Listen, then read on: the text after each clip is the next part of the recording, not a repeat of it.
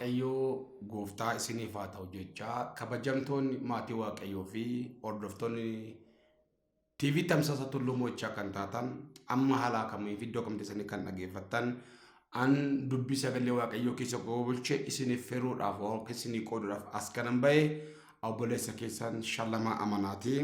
Istiyoodiyoo keenya irraa galgala kana ergaan isinii dhufu akka isin fudhattan akka irraa barattan nan amana. Macaafa qulqulluu keessaa mul'ata Yohaannis lakkoofsa boqonnaa 3 lakkoofsa 8 ishiirra jirtu isin qofaa isin hiruun barbaada. Innis nan dubbisaa akkana jedha. Warroonni macaafa qulqulluu qabaattan yeroo erga dhaggeeffattan marti keessan macaafa qulqulluudhaan akka ana hordoftanii duukaa buutan amantiin qaba. Akkana jedha. Ergichi an hojii kee beeka. Atumna xiqqoo qabda. Garuu dubbii koo eegdeetta maqaa koos hin ganne jedha. An hojii kee beeka. An hojii kee beeka. Humna xiqqoo qabda garuu maqaa koo hin ganne. Kanaaf jedha. Iddoo kanatti ergaa guddaa ani qabuufi dhaloota kana booddee jiraataniif dhaloota jarraa 21 faatiif dhaamsina ni qabu. Waaqayyo kan inni si gargaaru, Waaqayyo kan inni mo'ichisee laatu, Waaqayyo kan inni jireenya keetiif lolu, kan inni jireenya keetiif hojjetu humna guddaa waan qabaatteef, barumsa guddaa waan qabaatteef, maatii guddaa waan qabaatteef osoo hin taane Waaqayyo maal akka sirraa barbaadu, waan sirraa barbaadu yoo si argate waan si barbaachisu si guutuudhaaf ganaa fedha kee hin gaafatu.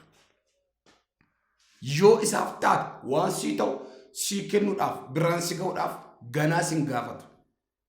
Akka isaaf taatu barbaada waan si ta'u immoo innuu beeka. Kanaaf iddoo teessanii amma kan hordoftan yoo jiraattan akka miidiyaan kun simbira ga'e erga kan dhaggeeffattaniini Waaqayyo irraa waan barbaadu baay'ee isaa Waaqayyo dura tarreessuu keetoo hin taane waan Waaqayyo sirraa barbaadu mara isaa beektee Waaqayyo kan irraa barbaada jettee Waaqayyoodhaaf yeroo gootu Waaqayyo waan si barbaachisu kanatti beektu caalayyuu kanatti hin beekin itti dabalee ulaagaa si guddisa.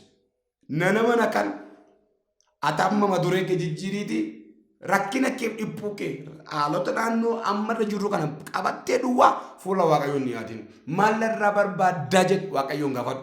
Waan si barbaachisu uumaa isattuu ni miin si caala beeka. Atuu nama taatee dadhabaa taatee waan si barbaachisu tokko lama sadii jettee lakkooftee Waaqatti himta. Waaqayyo immoo dhalachuu kee dura otoo si nuumin iyyuu maal akka si barbaachisu maaliif akka si barbaachisu yoo si kenne immoo bu'aan inni si buusu maal akka ta'u beekee waan si kennuufi ba'aa garaa baattee caaddoo garaa baattee dura san yaadin. Iddoo kanatti egaa waldaa Filadelfiyaa kanaatii fi Yesuus Kiristoos yeroo ergamaa isaa karaa Yohaannisiin ergee yeroo xalayaan kun barreeffamuufi baay'eetti gammadee baay'ee garaa isaa guutuu fuula ifaadhaan ishee ilaala itti haasa'a. Akka jedheen an hojii kee beeka jedheen maal akka ta'u jettu beeka jedheen. Hojiin kee qotachuu miti, daldaaluu miti, maal gochuu miti. Hojiin kee anaan gammachiisuu, anaaf jiraachuu, anaaf iddoo qabaachuu, maqaa koo ulfina laachuu dhaa jedhe. Waaqayyo inaaffaadha. Waaqayyo inaaffaadha. Namaaf inaaffa Waaqayyo. Waaqayyo keessumattuu bara jiraattan keessatti waan sin hubattan Waaqayyo waa'ee waan sadii bareechee inaaffa. Waaqayyo waan sadiif utuu namni itti himin ofii isaatiif ulfina maqaa isaatiif wantoonni yeroo hunda Waaqayyo inaafuuf waan sadii. Sadan kana keessaa tokko siin ta'a tokko siif ta'a. Tokko isaan ta'a. Tokko Waaqayyo waa'ee mana isaatii baay'ee inaaf. Waaqayyo waa'ee mana isaatii baay'ee inaaf. Kanaaf waa'ee waldaa Filadelfiyaa haasa'a.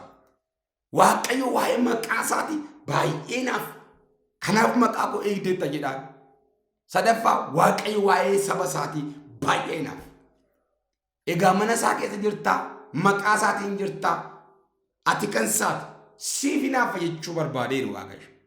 Yadhooma haala kam keessatti iyyuu doonkee raawwatu iyyuu Waaqayyo siif inaafa. Waaqayyo inaaffaan. Akkam ta'a manni Waaqayyo maal ta'a hannuun harkatti kufee dadhabe hin jedhin Waaqayyo waa'ee mana isaa hin inaafu.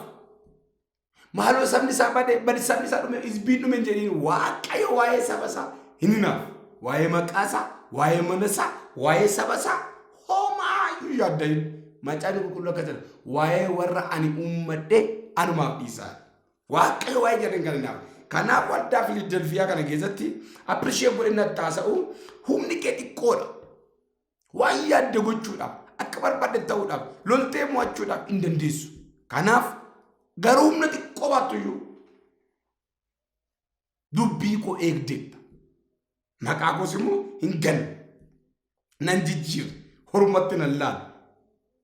Nyaata dhugaatii kabaja jettee akka waldootii biraa tuttuqaa biraa keessa hin galle. Waaqayyoof jiraachuun jireenya itti fufaa nama jiraachisa. Waaqayyoo buluun mana waaqayyoo keessa bubbuluuf karaa nama qindeessa.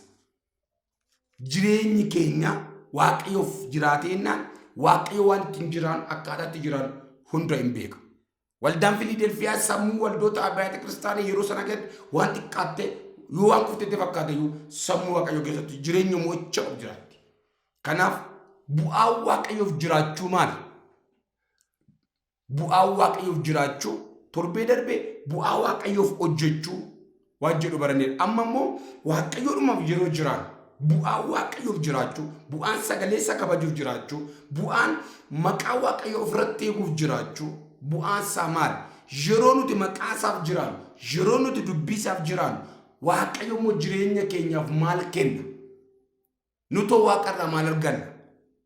Yeroo isaaf jiraannu, yeroo isaaf bulle, yeroo maqaa isaa kabajne, noo isarraa maal arganna? Kuni gaaffii ture. Hundumaa dhiibne si duukaa buune maal arganna dha Phexros. Akkasuma ati sarara buleessa obboleettii koo, harmee koo, abbee koo, waaqayyoof jiraattee maal asirraa argadhattee gaafattee beektaa? Itoo waaqayyoof jiraattu waan gatii keessa waaqayyo si kennu immoo hubachuu dadhabdee yaaddoftee jalloota naannoo kee ilaaltee raafamtee beektaa? Ergaan sii qaba. Tokko bu'aa waaqayyoof jiraachuu keessaa waaqayyoof gaafa jiraatte waaqayyo maallaa godha yoo jette tokko balbala banamaa omtuu cufuu hin dandeenye sii kenna.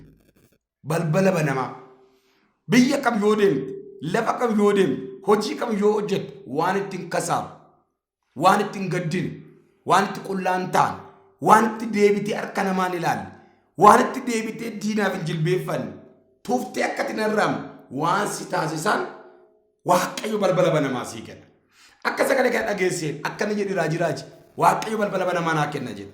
Waaqayyo balbala banamaa sii kenna. Abjuu banamaa, mul'ata banamaa, deemsa banamaa, waan boruu keef ta'u isa hojjettu kana balbala isaa banamaa wanti itti fuftee akka hojjettu, itti fuftee akka daldaalu, itti fuftee akka fiigdu jireenya kee keessatti waaqayyo balbala banamaa sii kenna jennaan milkaa'inni kee inni guddaan isa.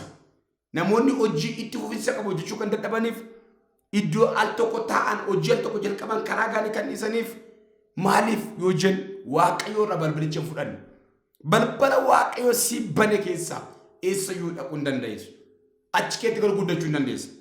Yeroo tokko gaaffii daraartuu tulluutiif kenname tokkoon yeroo ishiin dubbattu hin dhagaye.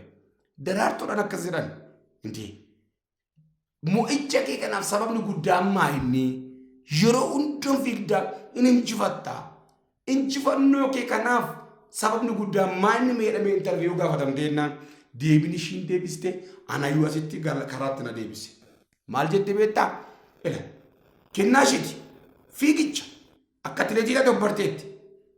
Atileetii sana keessatti qoortaa ooltee gindii baachaa ooltee fiigicha dhuftu isheen deebishiin deebiste waan lama.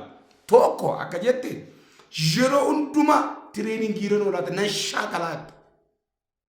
Na iddootti fiigu waan hin beekneef gaara ta'eef daka ta'eessa waan hin beekneef achitti shaakalli yeroo dheeraan qabatte.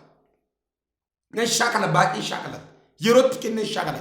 Rooba keessatti nan shaakala. Yeroo caaman nan shaakala. Shaakalli yeroo dheeraan qabatte. Yeroo aduus yeroo roobaas. Gaafa isaan fiigan sana qilleensi maal akka ta'e waan hin beekamneef. Shaakalli yeroo dheeraan qabatte. Lammaffaa immoo itti sarara koo keessaan fiigaatte.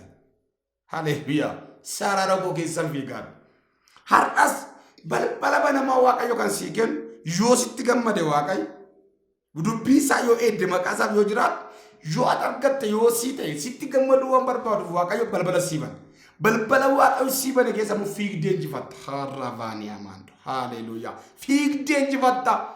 galaan isin dhorku dukkan isin dhorku akka namoota bara kana lallabuu bicha baay'ee lallabu jiraachuu isaa fi bu'aa jireenya mun qaban qeesaani keessatti macaafni qee namaatti kaanserii biyyarraa buusee yumma biyyarraa buusee rakkina biyyarraa buusee mana isaanii irraan bu'an akkati lallabdu duwwaadhaaf si waamee toon ta'an bu'aa isaa wajjin humna isaa wajjin akka jiran sirraa barbaada naggaadee kasaartu midati kanaaf bara jiraattu keessatti maal si jechuun barbaade yeroo ati isaaf jiraatu yeroo isa kabajju waaqayyo maal si godha balbala banamaa heenjumtu cufuu hin dandeenye kanseriidhaan HIVdhaan harkaa dhabuudhaan namaan diinaan cufamuu kan hin dandeenye balbalatu si banama saatiin qabu gaa balbala kam isa jedhu keessa godhaa lammaffaa akkana jedha lammaffaan isaa muttuma ufeennaa dubbisnu maal jedhaa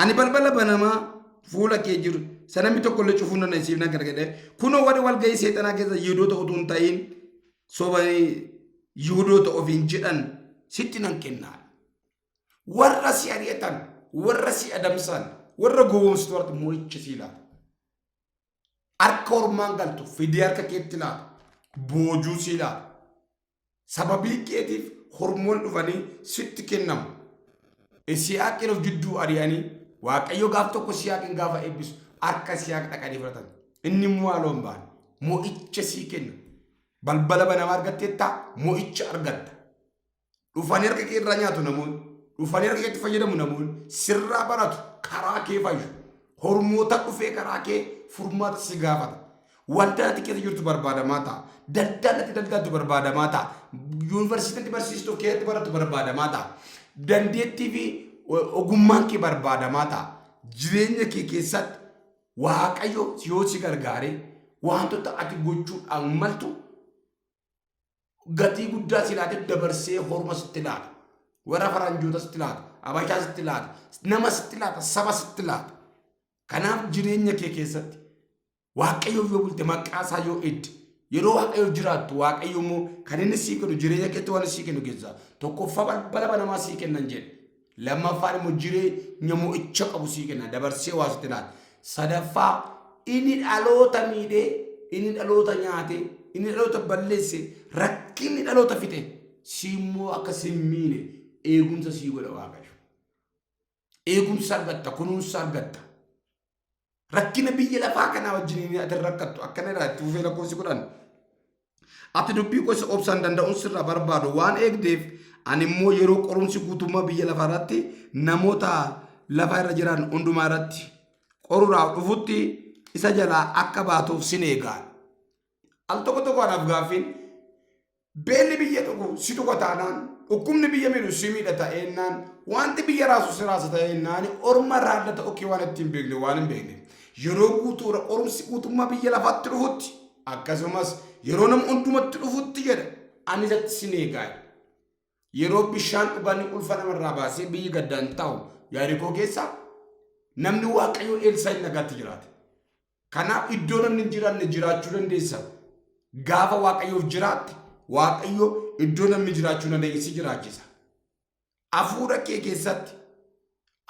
keessatti mana kee keessatti bara kee keessatti wantoota ati gabbifachuuf guddifachuu qabdu keessa calcila waaqayyo jiraatu dubbisaaf jiraatu maqaasaa ulfeessi jireenya keetiif kana sadassii hojjeta waaqayyo balbala banamaa sii kenna jireenya mo'icha qabu sii kenna waan addunyaa kana raase waan dhaloota addunyaa raasite immoo seegaa akkatti miidhamni barbaada waaqayyo kanaaf dhaamsa koo kan hin tuffatin sa'aatii kana taa'ee yeroo sii hiru akkatti tumna godhatu akkatti jajjabaattu na naman waaqayyo gooftaan maccaa si gargaara guddina sadarkaa isaa eeggate isa jedhu barumsa itti aanutan dhufaa guddina sadarkaa isaa eeggate achi gubbaatti akkamitti akka guddina sadarkaa isaa eeggate immoo lakkoofsa biraan dhufaa shaaloom nagaan ta'a baay'ee galatooma.